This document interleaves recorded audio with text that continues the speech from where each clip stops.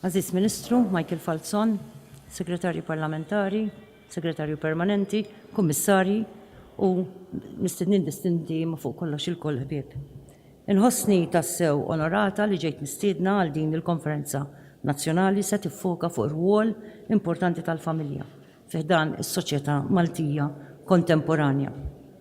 Irrid nibda bil-inawgura lill-Onorevoli Ministru, Dr. Michael Falzon u t-tim tiegħu li qed jorganizzaw din il-konferenza tal-lum biex tagħti l-viżibilità meħtieġa lil dan il-qasam tant importanti fis-settur soċjali ta' pajjiżna.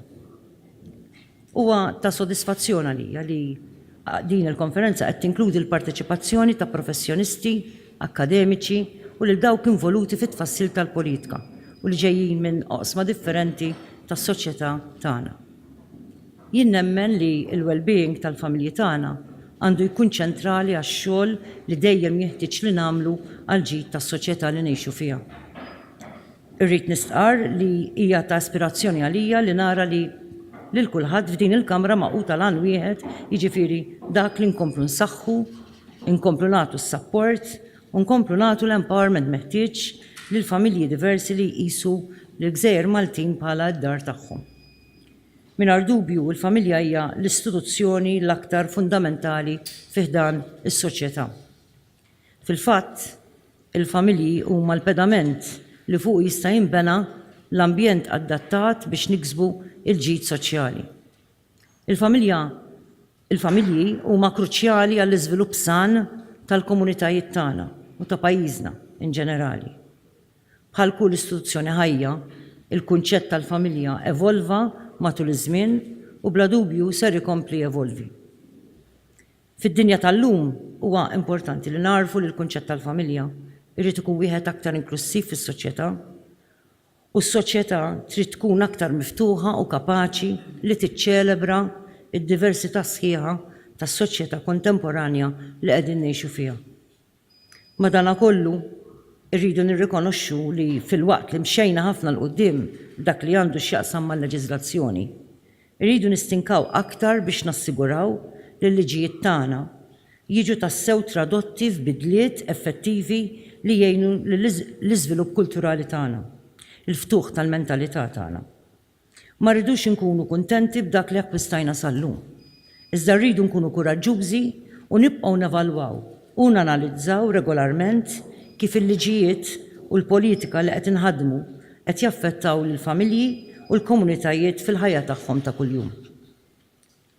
Dan ix-xogħol ta' evalwazzjoni u analiżi dwar l-iżvilupp tal-familja għandu jkun proċess kontinwu biex inkun nistgħu nassiguraw li kull familja tingħata d-dinjità, ir-rispett u l-appoġġ li jisħoqilha f'kull żmien. L-esperjenza tiegħi personali fid-diversi rwoli li kelli u anke issa bħala President urietni kemm ir-relazzjonijiet pożittivi fiħdan il-familji huma importanti sabiex ikun iddeterminat il-ġid soċjali tal-komunitajiet u s-soċjetà tagħna ġenerali. Fil-fatt anke r-riċerkaturi hekk u iktar tard Klodja tkun tista' tgħaddilkom kopja tal-aħħar riċerka li saret mill-fondazzjoni tiegħi, il-Fondazzjoni tal-President tal-Ġid tas-Soċjetà. Barra minn hekk smajt ukoll rakkonti ta' individwi u familji li wrewni kemm jeħtieġ naħdmu aktar biex inbidlu l-mentalità, ħalli nindirizzaw il-preġudizzji u l-inġustizzji u nibdluhom f'mentalità ta' rispett u dinjità. Smajt minn ġenituri li ma jridux li l-uliedhom jilagħbu jagħmluha ma' tfal li ġejjin minn familji b'ġenitur tal-istess ġeneru. Sfortunatament smajt minn ġenituri li qed jgħixu fir-riskju tal-faqar u l-prekarjat li mhux qed ikunu kapaċi jagħtu l-aħjar ħajja lil uliedhom. Smajt ukoll minn familji ta' migranti u refuġjati li mhux qed ikunu milquha jew ittrattati b'rispett fih dan il-komunitajiet li qed jgħixu fihom. Sfortunatament smajt ukoll minn familji b'ġenitur wieħed li għadhom qed ibatu minn diskriminazzjoni u stigma.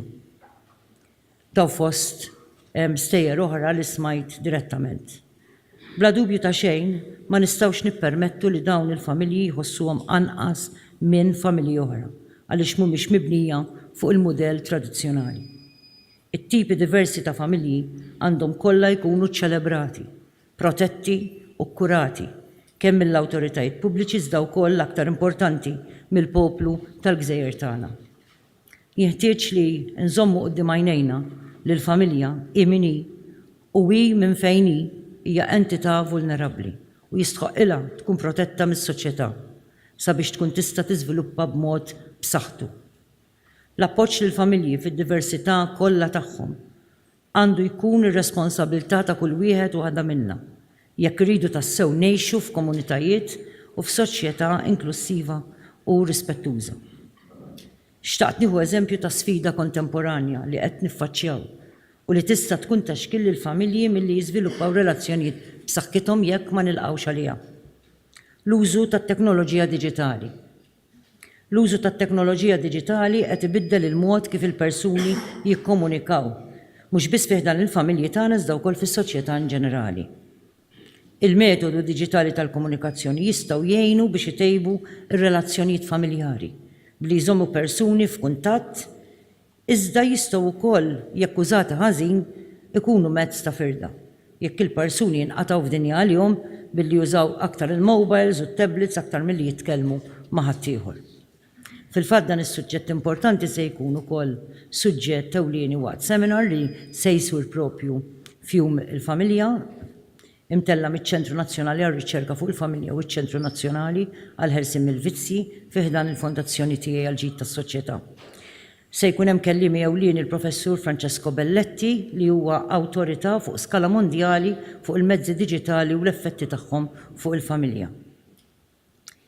Nemmen li importanti li niddiskutu u nagħrdu regolarment il-mod ta' kif qed tinbidel il-familja moderna għaliex bid-diskussjoni u bl-qsim tal-idejat nistgħu niżviluppaw l-għaqda tant meħtieġa bejn il-ġenerazzjonijiet u fih dan il-familji wkoll.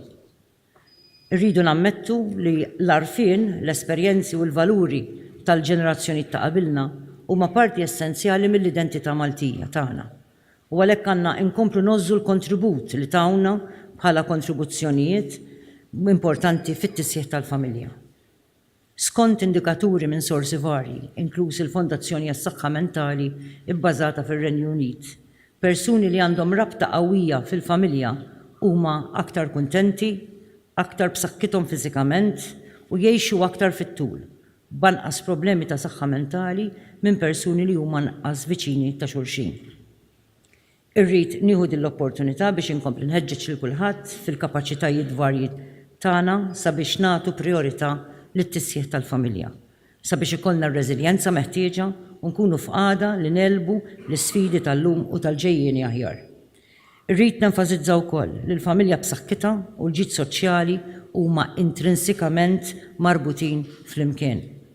Għaldaqstant inħeġġeġkom biex tagħmlu minn din il-konferenza opportunità ta' żvilupp ta' ideat innovattivi u ta' deċiżjonijiet tal-azzjonijiet effettivi ħalli l-politika soċjali f'pajjiżna tkun imsejsa fuq l-appoġġ prattiku li jinħtieġ nagħtu lill-familji fil-Gżejjer tagħna. B'dan il-mod inkunu qed nassiguraw l-iżvilupp tal-familji kollha fid-diversità sħiħa tagħhom.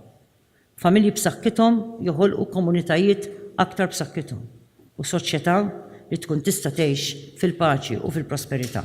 Nirringrazzjakom.